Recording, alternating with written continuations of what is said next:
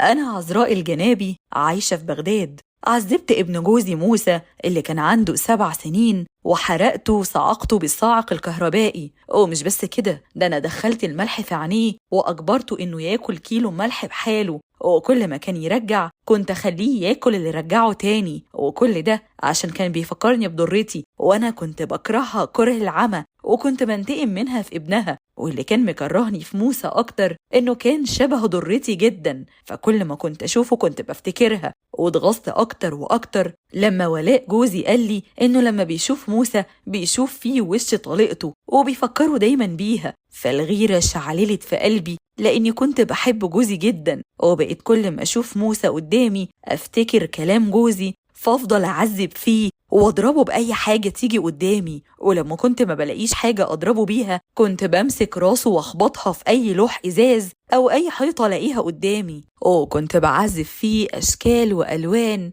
وبتفنن في طرق تعذيبي ليه. وفي مرة من المرات الكتير اللي ضربته فيها في راسه زقيته على الحيطة بكل قوتي، فراسه اتخبطت في الحيطة وبعدها وقع على السيراميك على دماغه، فبدل ما يبقوا خبطة واحدة بقوا 2 وراسه فضلت تجيب في دم. وأنا كنت بتفرج عليه وأنا مستمتعة بشكل الدم اللي نازل من راسه. وفي يوم قمت من النوم مش رايقة فكسرت عليه خشب البيت كله. ولما كنت بحط الأكل لولادي كنت بحبسه في الأوضة لوحده وبأكل ولادي لوحدهم، طبعا ما هم ولادي نور عيني. وكنت بحميه في البلكونة علشان ياخد لطشة هوا ويموت واخلص منه. بس الواد كان متبت في الدنيا ده. حتى جوزي ولاء لما كان بيجي وبيشوف الإصابات اللي في جسم ابنه كان يا إما بيطنش يا بنضربه أنا وهو تاني مع بعض.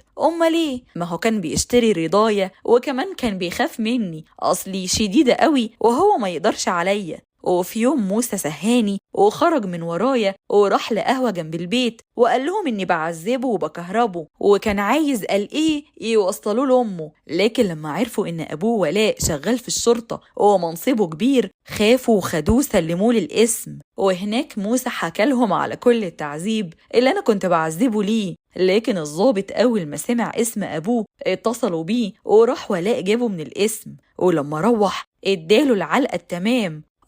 ما هو كان لازم يشتري رضايا. وبعدها بكام يوم قررت إن أقتله واخلص منه، فجبت كيلو ملح وفضلت أدخل الملح في عينه. وساعتها الواد فضل يعيط فعصبني أكتر، فقلت له كل كيلو الملح ده كله وما تسيبش منه حاجة. ولما مرضيش فضلت أنا أحط له الملح في بقه، وكل ما كان يرجع كنت أخليه ياكل اللي رجعه تاني لحد ما خلص كيس الملح كله. وبعدها خليته يحط إيديه الاتنين على البوتاجاز، وكل ما كان يعيط ويحاول يبعد إيده كنت أقرب له إيده أكتر من البوتاجاز. ولما ريحة الشوي طلعت رميته على الأرض وفضلت أكهرب فيه وطعنته 31 طعنة لحد ما الواد راح من الدنيا خالص. وساعتها أخوه الكبير أحمد فضل يقول لي موسى مات يا ماما، فقلت له لأ ده بيمثل ولا مات ولا حاجة، سيبه مرمي في المطبخ دلوقتي وهو هيفوق. وبعدها قمت روقت الشقة وعملت له الأكل اللي بيحبها.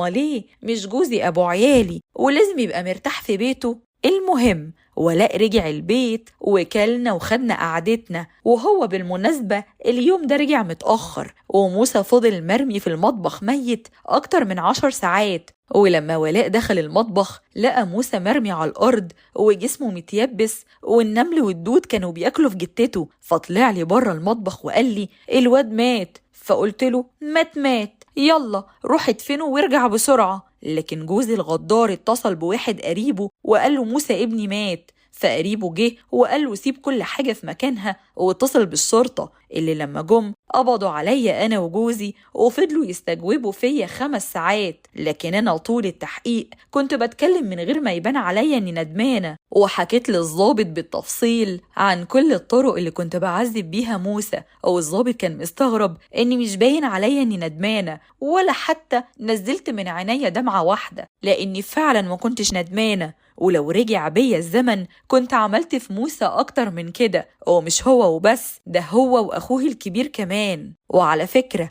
أبوه نفسه ما نزلش من عينه دمعة واحدة على ابنه، وابنه ما صعبش عليه خالص، يبقى هيصعب عليا أنا ليه؟ واتحكمت أنا ولاء، أنا اتحكم عليا بالإعدام وولاء اتحكم عليه بالسجن المؤبد.